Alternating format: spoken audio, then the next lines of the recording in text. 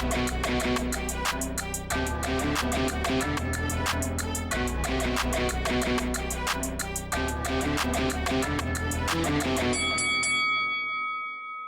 guys, welcome to Boxing Squared for boxing news and views from around the internet. Dillian Whyte and Alexander Povetkin have weighed in ahead of their fight, both coming in good shape. We'll get to the weights in a moment.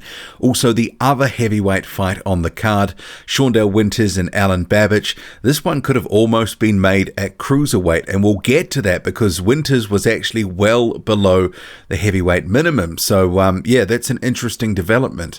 But starting with Dillian Whyte and Alexander Povetkin. So, Whyte, 252 pounds on the scale. That's 19 pounds less than his fight with Marius Fark, and that was at the end of December 2019 in Saudi Arabia. So this was maybe a little bit heavier than some were expecting. There was a lot of speculation he would come in the 240s, potentially around mid 240s, where he's looked good against, say, like the Derek Chisora rematch. But this weight of 252, it's a good weight. I think he actually looks in better condition than he has previously, and he was out in Portugal for quite a long time. Obviously, the pandemic sort of held him up. His original training camp, because this fight was going to happen months ago, he just stayed out there, rode out the lockdown, and was training for some time. As a result, he's whipped himself into good condition, and Ruben Tavares is a big part of that. And I think overall his body is looking different, and he's not looking as maybe flabby as he has even at weights in the 240s before. Sometimes he can still look a little bit pudgy. He's looking in pretty decent condition, some of the best condition of his career. So Dillian Whyte is ready for this fight with Alexander Povetkin. So it'll be interesting to see the later rounds, the gas tanks, what they're like, but clearly the work has been put in. Povetkin himself, he was a trim 224 pounds, and that's round about the weight that he is normally. Usually he's 225 to 229, somewhere there or thereabouts, but he has been as low as 222, and that was for the Joshua fight a couple of years ago. So Povetkin, who is the consummate professional, obviously putting in the work as usual, he's come ready. This is his opportunity to win the WBC interim title, as well as taking the WBC mandatory from Dillian Whyte. And this is something Whyte wants to protect. Obviously, there's a big fight in the offing against the winner of Deontay Wilder and Tyson Fury 3. So that fight, we don't know when that's going to happen, but obviously there was a letter that Eddie Hearn has put out on social media that Mauricio Suleiman had sent him, see here on screen, confirming what we already knew, that he is going to face the winner, but it doesn't really specify a time and a date. So yeah, that'll be an interesting wrinkle if Dillian Whyte can get past. But obviously Povetkin wants to upset the apple cart.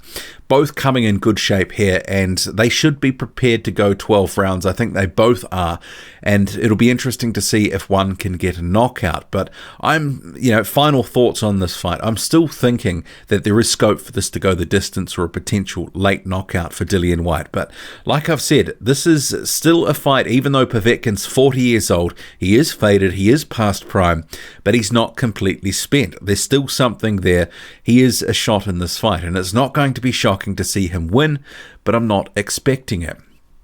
Okay, on to the other heavyweight fight on the card. This is Alen Babic versus Shawndell Winters. So Babich, who is a Dillian Whyte managed fighter, he was a trim 206 pounds on the scale, so pretty light for a heavyweight, but his opponent was actually significantly lighter. So Shawndell Winters, who is a former cruiserweight, was well under the heavyweight minimum, so he was 193 pounds, which I think was a bit of a surprise, but there was, so you can see in the graphic, both are very lean, but Winters, there was a photo the other day where he was flexing, and this is the one I'm talking about, and I thought, geez, he's looking pretty lean, and I guess some of this can probably be put down to, well, he was drafted in quite late in the piece, effectively a week's notice. If he had have had a full camp and been hitting the weights and all that sort of stuff, maybe he would have been coming around somewhere in the 200s, but this is his lightest weight for a couple of years. Generally, as a heavyweight, he's been coming in somewhere around 205 to 210 pounds. I think for Joseph Parker, he was there or thereabouts, 208, something like that. So he's well down for this fight, but obviously drafted in at late notice. Clearly, he's a guy that struggles to keep that extra weight on, when he bulking up to be at heavyweight to take the rigors of the heavyweight opponents that he's facing. But it could make it a bit interesting. And I guess you could argue that they probably could have almost made this one at cruiser, given Babich was 206, Winters was 193. But in terms of the fight and what these sort of weights could mean, I think for Winters, being the lighter man, we know he can move and move well. I think it would be in his interest to be on his bike and actually using the ring, trying to make Alen Babic work, because if Alen Babic is sort of got Shawndell Winters right in front of him and Winters is offering basically a stationary target, I think he's going to piece him up. I think Winters needs to use his speed, athleticism. He is a good counter puncher, and I think he's going to need to try and make Babich miss and then make him pay with those counters. Babich will want to go in there and just bulldoze him. But if Winters can use the ring, use movement, and also his hand speed, he does have some decent hand speed, so we'll see if he can really sort of put that into play. And remembering, he was 193 on the scale here, with jeans and a belt on. So maybe, a pound or two less than that. So I was a little surprised to see him with the jeans. I mean, normally people are stripping off as much as possible so they don't actually put on those extra pounds. But clearly, being well under the 200-pound minimum, he wanted to ensure that it wasn't 191 or 192 or whatever the jeans and the belt weighed. But it was interesting.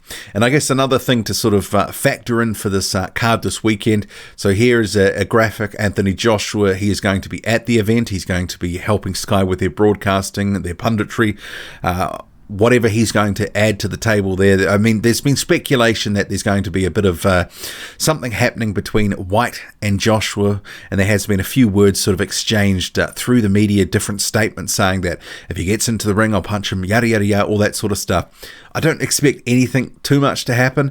I mean, these guys are not really sort of on the same path right now. I saw the BBC did a story saying, could they fight in 2021? But the way things are going with mandatories and the sort of path that they're on, it wouldn't seem likely, would it? But yeah, it'll be interesting to see if anything comes of that. But them putting Joshua in a promotional graphic, it did also make me wonder, are they trying to use his star value and appeal to try shift a few extra pay-per-views, getting maybe some casuals pulled into thinking, well, maybe something can happen between Whyte and Joshua. Joshua's jumped in the ring before after Whyte fights and sort of said, if you win and I win, we can eventually meet down the line, that sort of thing. I think we've had that before. We've been there, done that, got the postcard. I don't think we need to see it again, because is the fight realistic to get made anytime soon? Probably not. But what do you make of it? The weigh-in. What are your final thoughts about this fight? Was there anything from the weigh-in that got you thinking, actually, I'm going to change my pick here, or the way that they look, or anything that's altered your opinion on how this could play out, or did it confirm what you already thought? I thought Winters was going to be a little bit heavier, but maybe this is going to be a bonus for him on the speed front, for foot speed, hand speed. Maybe he's looking to really run Alen Babic around the ring, but some of this could have been because he was already light and hadn't really been training for this fight because he was drafted in late notice. But drop a comment, loud and often, hit like, hit subscribe, follow me on Twitter, boxing_squared. I'm out.